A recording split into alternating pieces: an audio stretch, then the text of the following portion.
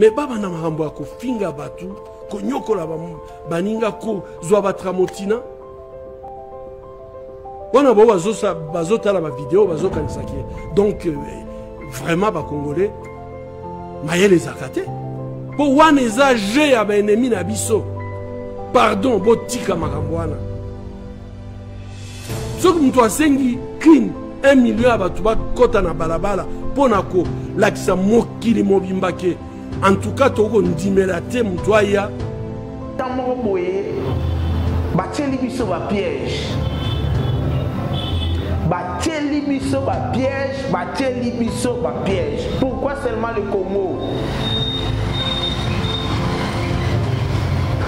Moi je vois tout ce qui se passe ici avec le Rwanda et ça va piège. Citoyen bazo qui paie ba famille na biso mais ko banda barrière wana zanga tina ngana kanisi.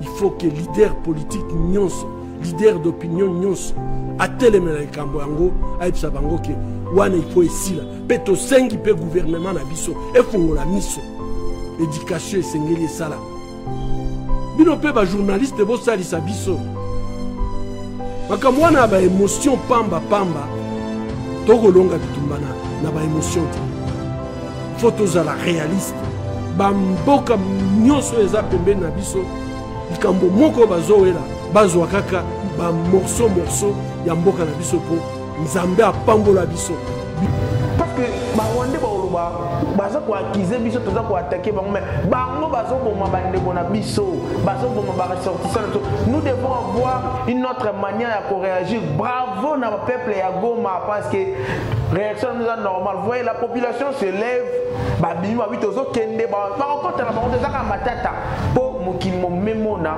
l'état.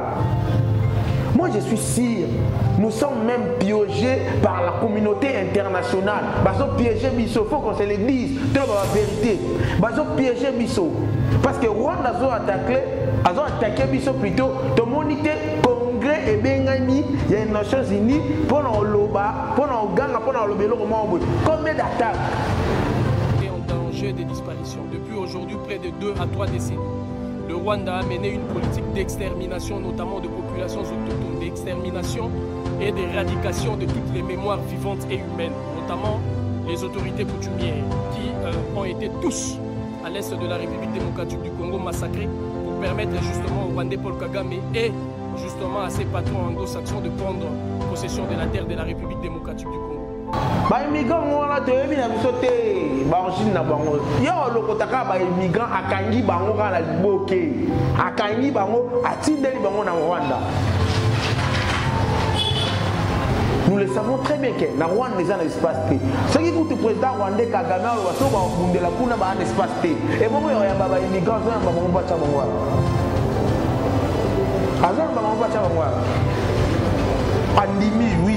Grande-Bretagne, les immigrants. Dans les immigrants, il y aura des Pakistanais, il y aura des Arabes, il y aura des Arabes, c'est belé. Toebani race na race ba comportement, toebani na bat na bat ne bazala. Yes ko tan bazo pese mi piko batwana akocha bango wapi. Raté na pona vinche ko mi confusion. D'ailleurs to sokana ba crime non to sokana mboko ba la takana ba ka ba tenya la police, ka ba tenya FARDC, yango ba to criminel ba choisir ka pona ko sala ba crime. On tient ba parti politique topé sa instruction na ba militant na biso. Te ba nenya pour se comporter. Toute la justice c'est ça la moussa. Parce que la communauté internationale va profiter. Va profiter dans auto sala haut.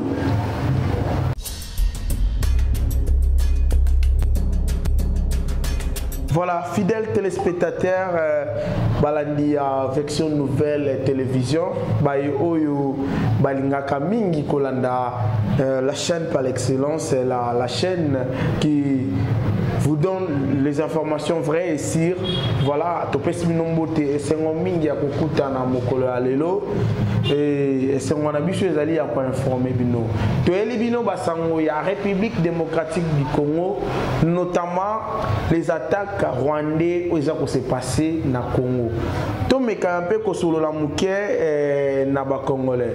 Aujourd'hui, ce matin, nous avons entendu la voix de notre prix Nobel, notre héros, et puis Otolo Baramosungi Abamama. C'est quelqu'un qui est le plus aimé na partie à Est, en tout cas, à Sala Akutu Makambo, ba continuation Salate, na Kombo ya Docteur Mukwege. Alors, Docteur Mukwege a un message européen ça. Alors moi, je m'irais plus Tolanda Docteur Mukwege après ton réseau on a Rokabola au Yalobi. Alors Anisi likambo côté libiso likama otozana kat nango et sengi penza que congolais nyonso na et pas nyonso congolais azali ayeba d'abord que et sengeli mutu na mutu a respecter moninga et sengeli que la vie humaine est à la préserver. Sauf que bandi makambo ba tramotina ndenge na moni yango na ba vidéo. Ngana lingina loba. Boyo kangai. Muto akosi bino ke bozo ba machette. Bo banda contrôler ba voiture na Kinshasa. Bo banda contrôler ba faciès ya bato. Muto akosi bino aza ennemi à Congo. Boye ba libela ke muto ya bisa kimino ke bozo ba tramotina yepe aza na complicité na sengi bino pardon botika koloba makambo ezanga tina na ba réseaux sociaux ba vidéo ya ba violence botika ngo ekola biso kaka nde violence soki muto abimeli moninga na tramotina tozana bakonzo ba ko pikisa ngo te aiza pasi na motema penza ngana kanisi na moment où agression à Rwanda ceux qui par exemple balingi ba exprimer colère na bango ba ko sala ngo mais ezala pacifique ba ko sala marche pacifique ba finga mutute ba nyoko la mutute makambo ko zo ba tramotina ezala te ba ko senga ke mabele abakoko na biso ezala respecter na mutu nyonso mais baba na makambo ya kofinga batu konyokola baninga ko zwa batramotina wana bo bazotala ba vidéo bazokanisa ke donc vraiment ba congolais mayele zakate po wana eza je ya ba ennemi na biso pardon botika makambo wana soki mutu asengi clean 1 million ya batu bakota na balabala pona ko lakisa mokili mobimba ke en tout cas toko ndimela te mutu aya kozwa mabele na biso mokili ekoyoka ngana kanisi ba leader d'opinion boye bisa bato baza na kati ya ba parti politique na bino na kati ya ba église na kati ya ba association na bino boye bisa bango ke tozana ba soda batika ba soda bakende na bitumba bosambela bango botindela bango biloko ya kolia bon soutenir ata na ba famille na bango ceux qui bazui ba nouvelle que ba famille na bango bazana kan kokolo bazana kan chachi bozo ela bango biloko ya kolia bozo soutenir bango ngana kanisi bango na front ba koyeba ke ata toza na front mais to monike ba citoyen bazo kipe ba famille na biso mais ko banda ba barrière wana ezanga tina ngana kanisi il faut que leader politique nyonso leader d'opinion nyonso atelemela kambo yango aipsa bango ke wana il faut ici là peto sengi pe gouvernement na biso e fungola miso éducation esengeli salama bino pe ba journaliste bo salisa biso makamwana ba émotion pamba toko longa bitumba na ba émotion te il faut toza la réaliste ba mboka nyonso eza pembe na biso likambo moko bazowela bazwa kaka ba morceau ya mboka na biso po nzambe apambola biso biloko nyonso balukaka na mokili mobimba o etali ba minere tozana ngo mutu na mutu azowela yepe azwa ya ye ndambo donc soki biso to bondi te poke mboko etikala liboke moko totikala lisanga moko ngana nisi situation na biso kozala mabe penza. Merci beaucoup, merci docteur. Je crois que c'est un message au docteur Mukwege Alobi. Alors, Alors, tout solo là entre nous, les Congolais. Dans le rapport à Marambo ya Congo, tous on a une couleur politique, tout ça moupandi. Et bah journaliste, bah analyste ou quoi. Nous devons être des nationalistes. Vous voyez ce pays, cette nation. Mais ça, oh, Zamba paye sa biche. Tout ça, sous nos sous-soutés. Ça, c'est que non, Tolia non bon à Congo, bon à régime. Après, ce style, il ok, ne la bon comme ça, ok, il y a peu bon à régime. Ben non. Un journaliste, un citoyen doit aimer son pays, ses dirigeants. Donc ça veut dire, bah dirigeant au bazar, oh, il faut tout l'inga bango. Pour beaucoup de temps pour la malam. Tout ça, on a pour nous ebisa bango. Bossala boye, bokene boye, bokene boye. Tout est constitutionnel. Bachela biso. Même droit à ça la marche. Et ça façon de parler, il y a quoi ça va dit non, on en a marre, nous voulons pas ça. Alors, Nakolanda papa na biso Denis Mukwege lobi docteur en tout cas félicitations. Et ça na ba tout no mona ba ki pa mamboka te me ba ki pa mamboka. Attention, tout ça na tamoro boye. Batieli biso ba piège. Batieli biso ba piège, batieli biso ba piège. Pourquoi seulement le Congo? Moi, je vois tout ce qui se passe ici avec le Rwanda. Et ça va piège. Ça va pousser biso na yelo comment on comprendre. Mais nous ne devons pas agir de cette façon. Pas de cette façon, chers Congolais. Nous avons un problème avec l'armée rwandaise. Tous on a un problème dans l'armée à Rwanda, mais tous on a un problème dans les citoyens rwandais. Tous un problème dans les citoyens rwandais. Parce que normalement, collaboration ou bien diplomatie entre les deux pays, oui. Na minito mais pas complètement. Même à tes katani, mais na façon haute. Par rapport à quoi? Denis Mukwege lobby par rapport à l'acte où il y a attaquer les citoyens rwandais dans Nzela, il y a chasser bango, il y a bêta bango, il y a torturer bango, mais non, ça ne se passe pas comme ça. Tu perds des raisons. Parce que les Rwandais sont accusés, ils sont attaqués, mais nous devons avoir une autre manière de réagir. Bravo à peuple et à Goma parce que réaction nous est normale. Vous voyez, la population se lève,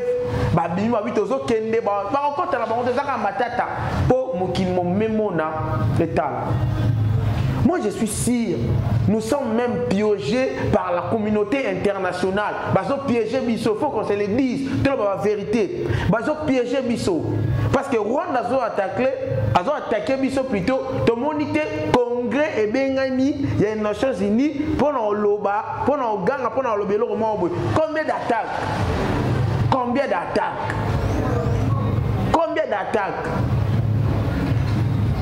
Et comme il Tolamuki, Rwanda attaqué. Tolamuki, 1-23, 1-23, 1-23, 1-23, ce sont des Rwandais. Ce sont des tout Rwandais, les 1-23. Preuve à dire que non, Kunda Batare, si le loba Sami s'est arrêté, à Zonga Kuna Kenda Panabangu. Et parmi les 1-23, tu as arrêté des officiers rwandais au Bosenga Bango, au Bosenga la Bangoni. Bosenga Bango, pourquoi? Ce sont des Congolais. Oui, on accepte. Alors, des Rwandais, on a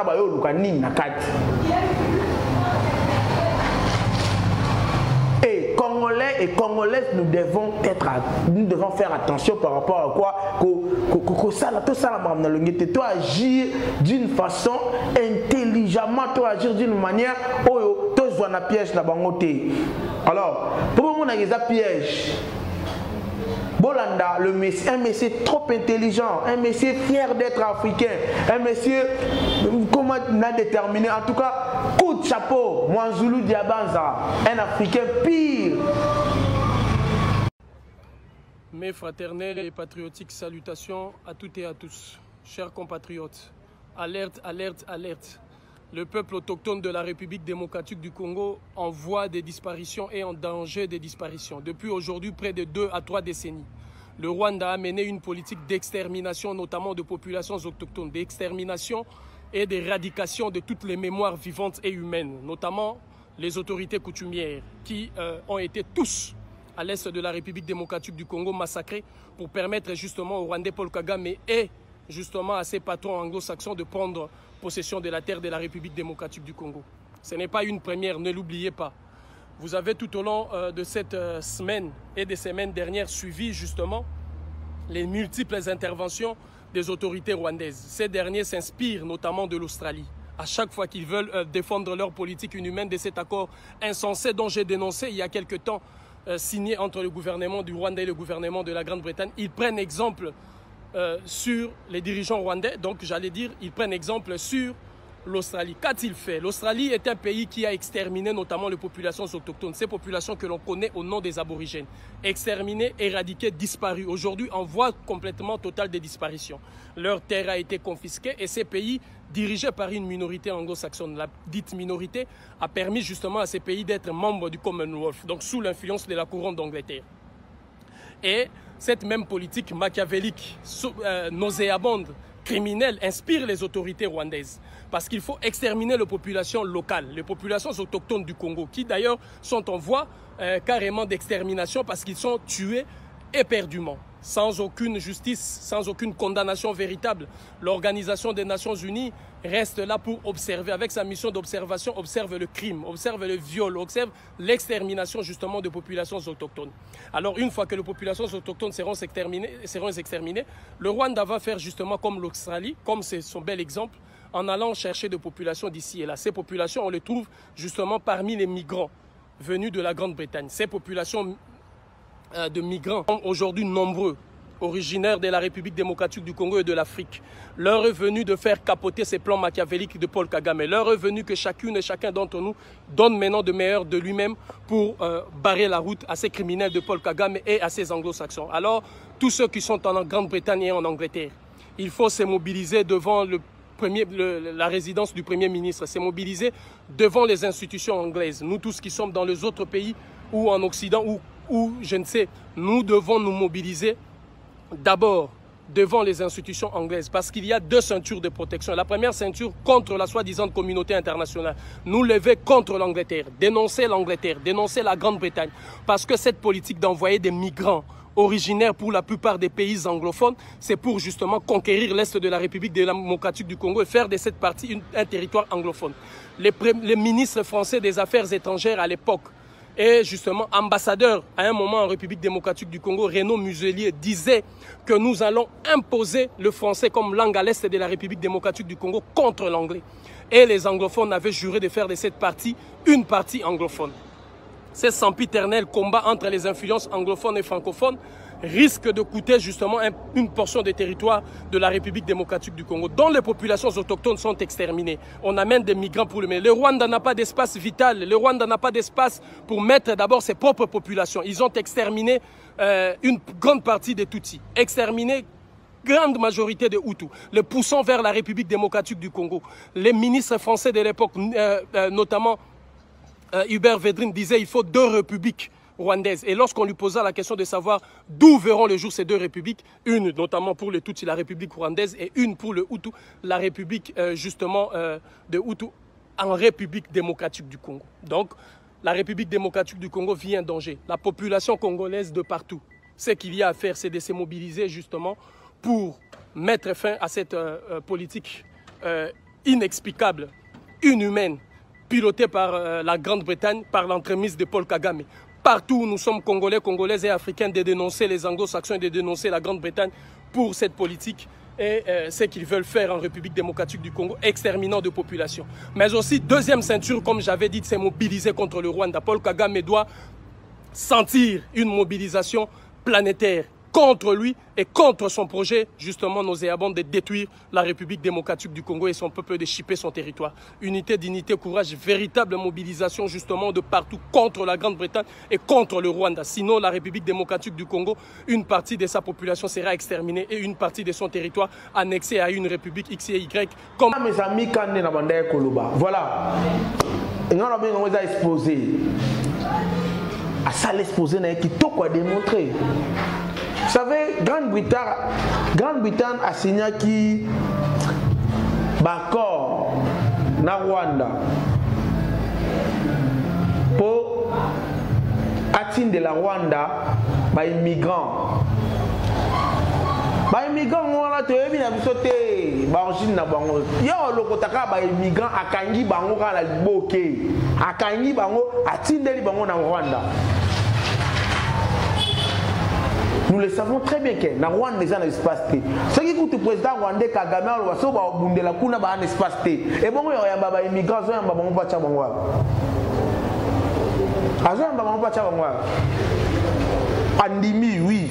Grande-Bretagne, on a des immigrants. Dans les immigrants, il y aura des Pakistanais, il y aura des Arabes, il y aura des Arabes, c'est belé. Tu es bani race na race ba comportement, tu es bani na bat na bat ne bazala. Yes ko ta bazo pese mi piko batwana akocha bango wapi. Bazana be espace te. Ba espace te? Ba akocha bango. Andimi yango oui, nambongoni, oui ba fourni ba mbong. Mais ça attention ni. Ils finiront toujours par se retrouver ici au Congo. Nous devons être donc trop prudents, mis sous l'école, surtout agir intelligemment. Je donne raison. Coup de chapeau ministre, merci. Le ministre a raison. Merci, monsieur le ministre. Toi, on a un message à monsieur le ministre Torozonga.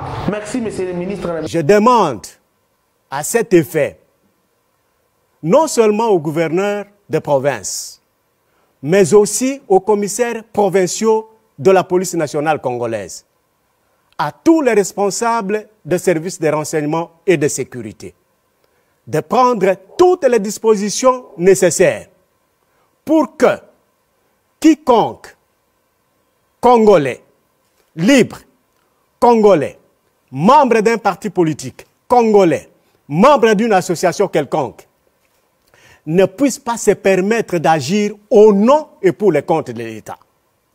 Personne, tout ce qui se passe là est inacceptable. Personne ne peut se permettre de poser ce genre d'actes-là.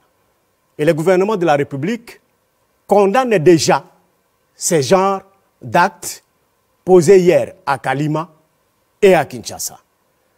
Je demande au nom du gouvernement à ma collègue qui est le ministre d'État de la Justice de prendre toutes les dispositions pour que les magistrats soient mis dans les conditions de pouvoir recevoir quiconque sera arrêté par les services de renseignement, les services de la sécurité, la police nationale congolaise, au sujet de tous ces comportements que je viens ici de décrire et de dénoncer.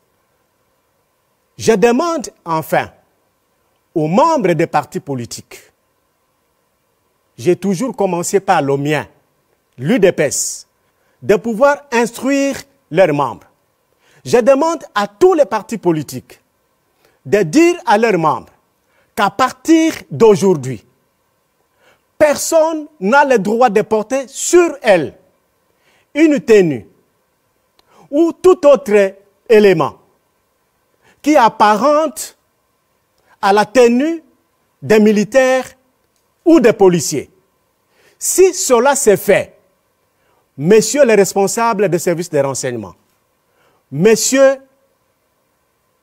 les responsables de la police nationale congolaise et même de l'armée, vous voyez un citoyen en train de porter ce genre de tenue, il faut l'arrêter, il faut les arrêter et les conduire devant la police, devant le parquet, pour qu'ils soient jugés et condamnés. Voilà, monsieur le ministre Alobi, tu arrêter non paix. Tu dis que tu as un moment où ma message est tamboli dans ma téléphone. Tu as un message dans ma téléphone dans biso. Ah, tu as un message. Ba fuite déjà bimi que tu as infiltré. Ah, on a Kinshasa tu as infiltré. Ba fuite c'est bimi. Pe ba tangi na ba place au bazar. Bazar na ba commune na biso ba bandal, ba lingwala, ba lemba, ba kimbanse ke bazar. C'est clair, il va distraire biso, makanisi na biso nyo surtout et kende kuna na este bango ba luka basa sukini. Et to CDT na ba distraction na bango. Moi na mboka, si quand tu que to lungi faire DC, kola tano tenyo na te chango libanda. Kola tano tenyo na te chango libanda na bomba na tenyo na makambo no ele kana. Ko soutenir par DC ngolo ba pété que non, to la taka tena. Pour la minute comme confusion. D'ailleurs, tu auras ba crime non, tu auras na mboko yo, ba la taka na ba ka ba tenir la police, ka ba tenir par DC, yango ba to ba criminel ba choisir ça kapona ko sala ba crime. On dit ba parti politique topé sa instruction na ba militant na biso. Tu ba nenya ko se comporter. Tout que justice c'est ça la moussana. Parce que la communauté internationale on a pas profiter. Ba ko profiter na auto sala oyo. To yebi mission na bango. Basa na besoin ba to na ba ko uta Grande-Bretagne ba kota a. Tout ça net diabanza utu ko fungola biso mission. Ba na ça va exterminer tout le monde en haut. On est extermination bo salara. Quand vous tuez les gens là-bas na Est République démocratique du Congo, il y a des millions de morts chaque mois, chaque semaine. Les arani boluka bo exterminer bisoté. La diabanza a raison. Si sa population partie wana le corps les a partis dans la c'est belé bozwa ba tunamina bozo uta na bango ba wapi bo dévexer bango na Rwanda et Rwanda à la fin a dévexer bango na RDC va s'occuper place avec ma mission au bopesi bango très bien. Alors pour nous demandons aux autorités il y a quatre barrières mir parce que moi j'en doute même que non ba frontière na biso musu na Rwanda ba policier ba zapo ba frontière musu na Rwanda za ko le kakabu tant musu na ba frontière belé au monde appé ba policier ba salaka te ba garde ba salaka te sécurité za la te toujours douter même ba frontière de la sécurité yango ba frontière nuance to chamir to na porte to na porte. Donc avant quand par la porte là vous devez être identifié puis électroniquement au continent lo comme abete au continent armé au continent lo moroté ba zipenda ba scanner yo et puis tu passes avec les documents complets, sur un commerçant, oh là, ça, Tobo était en midi pour Kota Bima, mais bien contrôlé. Alors, bravo, Nabapinga, Nabisa Fardc, bravo, Nabana Mboka, bravo. Nous avons des victimes parmi nos soldats, au Bazo Koufa pour Nabolingamboka, alors, bah, continuer ça, la malade. Félicitations à Bande comment on a tel Natongo, bon, on a contre-concerté. Naza contre-concert, il y a Wengeti. Mais bon, on a bandeko. Bon, ça va pour Oseka. Merci beaucoup. C'est la fin. Il y a un entretien pour nous recevoir la population congolaise. Mais tout la mission gardons l'œil sur eux. Tout CDT dans le piège. Tout CDT. Gouvernement si des lobbies. Diabanza si à Fungol biso mis piège pour atteindre biso. Docteur Mukwenge si déjà lobby. Ne on a biso pe sur Maramba Wenge a éco compléter les équipes info auto même bino. Tout la mission ya kofungwama. Misu ya kofungwama. Parce que tous a piégé même dans les pays voisins, nous sommes nuances, on a l'ongoli moutouté. Les pays voisins, nous sommes nuances, tous a piégé, balinga abisoté. Les pays voisins, nous sommes balinga abisoté. Les gens ont bombarder. Les pays yo na surtout. Les pays voisins, nous sommes autres quand on a une frontière, balinga abisoté. Sambla et le Kouta. Miss nous avons RDC. mais nzamba obungisa biso FARDC tozana bino de cœur tozana bino mitema et bamakila ozotangisa un jour ekobongisa Congo un jour ekoganga un jour et sa victoire atana bakoko na bino atana bana na bino beaucoup fa pambate merci coup de chapeau encore coup de chapeau na ba o nia surtout baza pour servir mboka merci beaucoup tokutana na mikolo ekoya ciao.